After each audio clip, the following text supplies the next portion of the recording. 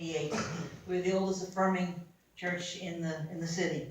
And we just recently had our building mortgage burn because our building is paid off. We own our own building. Woo! And it's the first GLBT-owned building in the city. Wow. And I've been blessed to be their pastor since 1998. We've got a lot of activities going on. I'll be at Pride, and we have a lot of social stuff going on, as well as our worship services Sunday morning at 11 o'clock. And we have this coming up on the 5th, May the 5th, Cinco de Mayo. We're having a for fun bingo, and we'll have some Mexican food and just have a good time for party and fun. So, and we try to do something like that every month. Thank you so much, Reverend. All right, is there anybody else that has any announcements for anything in the LGBT community? Well, I know I do have to go one more. I'll get to you in a minute. Don't forget, June 3rd, Pride on Broadway. This year is going to be unique, and all the other years we've done it from 11 a.m. to 4 p.m. Well, this year we're partying all the way to 11 p.m., maybe 10 p.m. We'll see. And because we're going to actually have our first ever on Broadway drag show starring Natasha. Yeah. So it will happen after hours. The reason why we've always made sure that we do it during the daytime was because we want to make sure there's kids everywhere and everything else. And sometimes we get a little loose, and we don't want the kids to see all that looseness. And so we want to make sure that we have the right times for every venue. So thank you to Uptown Columbus, who's given us this historic opportunity to do a full day. Not to mention, this year for the first year, y'all always saw us in the big stage up there on Broadway. We're going to be right next to it, because next to where the old stage is going to be, they're having a mountain bike tournament. This is a national tournament, which is going to bring 500 to 1,000 new spectators to our event. So be ready to come out, be ready to share any good news that you have, share with your businesses, call me. We'll make sure that you become a vendor or a sponsor for the official Pride ceremony. You get your logo on the t-shirt, and it's a great way to meet so many people in this area. And we're building year after year, and I'm really excited about it. Also, in reverence to May 21st, we host our next Candlelight Memorial. This will be our 10th anniversary during the Candlelight Memorial here in Columbus, Georgia. Wow, 10 years it's been going by. Wow, it flies by. And I was looking at my thing today, it said, since 2007, I'm like, wait a minute, that's 10 years. I was like, we're almost there. So I'm really excited about this year. We're going to do something we've never done before, the floating lanterns, and it's going to be held at the Lake Oliver Marina. We did it there 2 years ago. We also did it for Giving Heart Church last year. But we're really excited about this event. It's going to be a 6 to 8 p.m. event because we want to get a little bit mood lighted, And so come out there, share the stories of those people that we've lost to HIV. And I'm going to be doing a speech this year as well.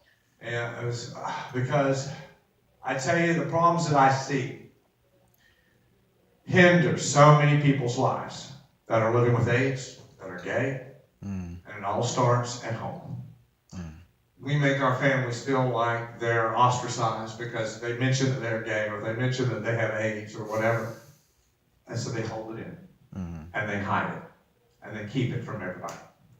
That's not living. And these people go to their graves hiding who they are. For what? Who are these people? Whether they're family or not, you're the one who has to walk that path every day. You're the one who has to get up every day and face whatever obstacles you have to endure. So we're going to put a strong message out there to people to end the stigma regarding AIDS, to end the hate regarding gay. We've got to do more at home to make sure our children are successful. And one of the statistics that Susan Gallagher gave me from New Horizons the other day, one of the top the second reason for deaths amongst youth in our state is LGBT youth from suicide. We've got to do more. That is just totally unacceptable. All because your actions, your fears, your ignorance towards whatever the subject is. God created us all and uniquely. So let's cherish what He created and try to change it. All right. So don't forget the after-hour show. We're going to have a lot of award ceremony. We're honoring a legend, Monica Van Pelt. Does anybody know that name in here? Yeah, she's a legend from Columbus, Georgia. She started back way back in my day, 1994, I think I moved in with Michael Scrimshaw, and I moved into the household of 6 drag queens, and we rode all over Columbus in my 68 Mercury Montego, drag wear down to the Fountain City Yacht Club and everything else, and we've been friends for a very, very long time. She used to host shows here and everything, and she's now moved on to Atlanta. She performs at bar carts, and I'm just so proud of the accomplishments she made.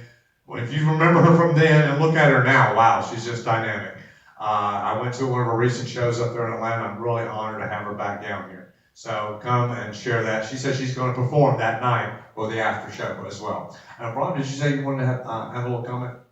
No, I was going to talk about it. Just one more thing. There's the dynamic of the family. We, Georgia Equality, we teamed up with the Feminist Women Health Center, 9 to 5, Families First, and we are going around the state. We're going to 4 to 6 different areas. Our first is in Athens, but the second one will be here in Columbus, in this room, the 6th of June, 6 o'clock. And what we want to talk about is how the family needs to be redefined, because currently governmental systems and oftentimes the way that society is, it hasn't moved on. And thank you so much for the information about the Generation Z, because that shows how much things have changed. But what we do know is oftentimes now family may be chosen family, which are family members who have no DNA relation to them whatsoever, but they're tighter than any, okay? We're tighter with, we're tighter than our blood family members. We have LGBT families. We have broken families, hybrid families, all these different types of families. So we want to talk about the definitions, but we also want to invite in the people who we complain about. We want to be able to have a conversation with them. So please, that will be after Pride, and that was deliberate. That Tuesday after Colgate Pride, we'll be doing an event. We hope that you share it. We'll be passing the information on. So through your social media sources, as well as hopefully general media does PSAs and stuff. Please spread the word. Thank you. Thank you. All right, if there's not any, let's go ahead, Harry. So also we have there was a letter that was sent to Trump, to President Trump, signed by 51 members of the House, all from one party, all asking that he signed an executive order that will allow for religious freedom discrimination on the basis of sexual orientation and gender identity, saying that the current protection under this one executive, and I'm sorry I got this on me, this executive order that was signed by President Obama, it would protect it against discrimination on the basis of sexual orientation and gender identity among federal contractors. In other words, companies that work for the federal government. Those were threatened earlier on in this administration until, and from what was told, that it was only saved by way of intervention by the president's son-in-law and his daughter, saying no, don't repeal it.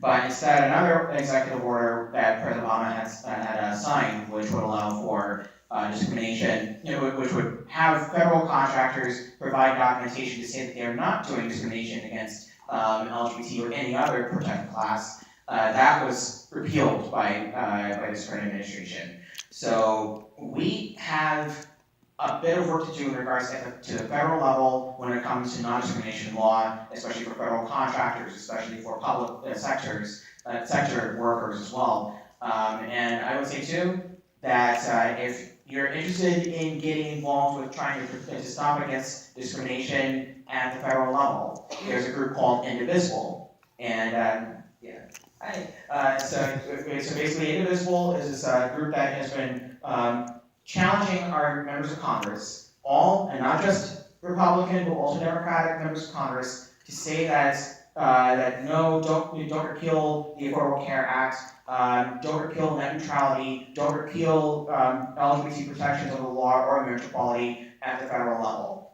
Individuals may have meetings every month.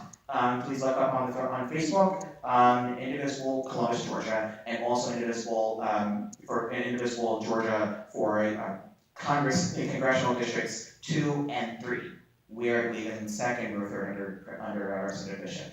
So please be aware of that. Please be aware of any particular moves that can gut LGBT rights at the federal level. Because if we are not paying attention under this administration, then we'll wake up one day and see that a lot of rights that were protected under the law were repealed overnight.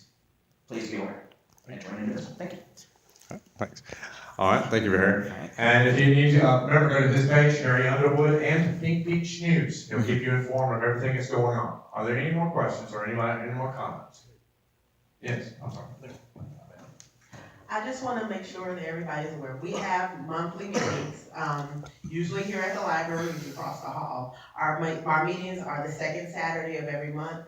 Our executive meetings, which are by invitation, are the first Thursday of every month.